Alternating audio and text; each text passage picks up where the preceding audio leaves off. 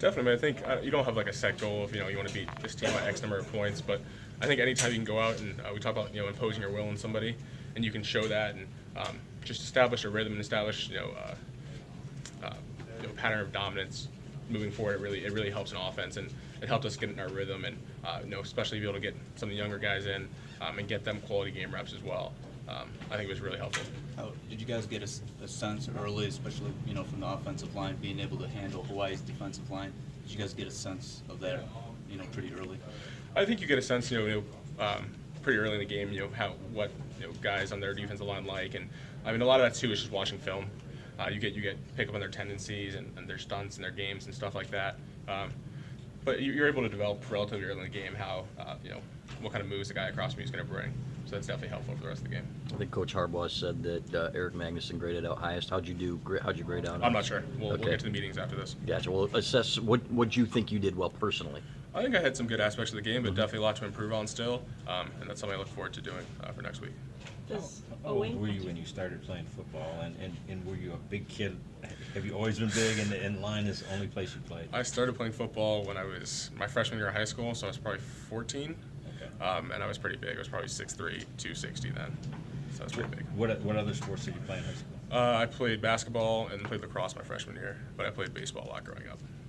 How did those sports help you as a football player? Definitely help with foot speed. I mean, lacrosse and basketball are both and a lot of foot speed, a lot of moving your feet, and especially in the offensive line.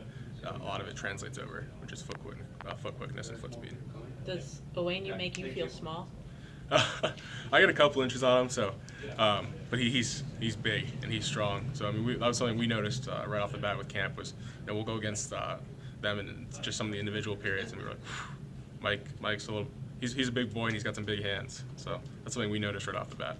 You mentioned Coach Drevno helping you. What specifically has he helped you with? And just refining my technique. I mean, that was something that coming out of high school, most high school offensive linemen, you're the biggest and you're the strongest in your league. So if your technique fails, it doesn't really matter. But in the college game, especially as a younger offensive lineman, if your technique's off by even a little bit, you're going to get beat. So that's something that's really been the biggest help for me is just refining my technique and continuing to do that. Is there an NFL player or a college player who you like to watch?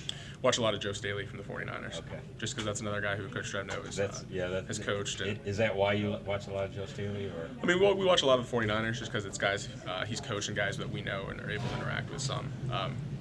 But in addition, he's a great left tackle, probably the best left tackle in the NFL right now. So you try to take from the best, but what maybe is something that you've seen Joe do that you've been able to incorporate or try to incorporate? I mean, his pass set is it's beautiful to watch. I mean, we'll sit in the offensive line room and watch his pass set, and we're all just doing and awing because it's incredible. So that's one thing I try to take little pieces of his game and put them in mine. From your perspective, do you think the freshmen are coming in better prepared? I mean, they seem like they're handling more and handling it earlier. I think there's just an expectation now that you should be ready to play no matter what age you are. I think you saw that yesterday, where guys that probably thought they had no chance to get in the game were lining up in the third quarter.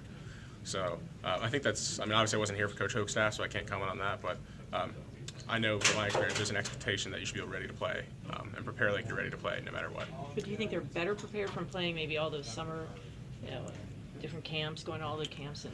Because I think at Magnuson was talking about a couple of the linemen are like Bredesen, just already advanced technically. Definitely. I mean, I think it helps now that there's so many national camps and you're getting to compete against the best talent in the country at a younger age. So I think it definitely helps. How did Mason do with the calls and everything? Did he seem like great. A veteran there? Great. He's been great all camp, and it was great through spring ball. So there's no drop off, nor were we really expecting one. How much has he helped you? Because he was playing where you play now, and on top of that, he also was a young guy. Yeah, he's been a huge help. I mean, not only just because he played left tackle, but also just having a guy in the middle of the line who knows the call so well and knows defenses so well. It helps the rest of the line because he's so on.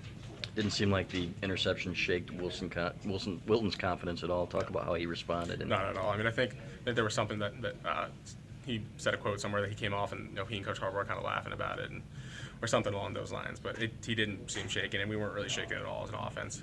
We were a little bit more surprised because I was going the other way, so I was trying to figure out what happened. But we weren't really shaken.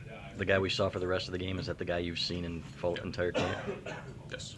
Grant, you guys had a lot of confidence in the running backs last year. Is it any different in kind of going to Angelique's comment about the freshmen coming in, I mean, is it really a different feel because there are, you know, better talent, younger guys? I mean, what is the difference? I don't think there's really that much of a difference. I think last year we had really good running backs. And I think the thing is that this year we have a lot of good running backs.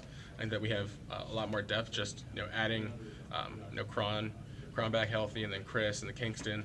A lot of guys who are stepping up and are young guys, and then Ty's gotten better, and Davion's even gotten better. So it's just the same stable of running backs, just adding a couple guys, and then everyone's improved. How does that elevate you guys up front? Makes us look better. Because anytime you have a stable of talented running backs, it makes an offensive line look good. So all you have to do is give them a little bit of space.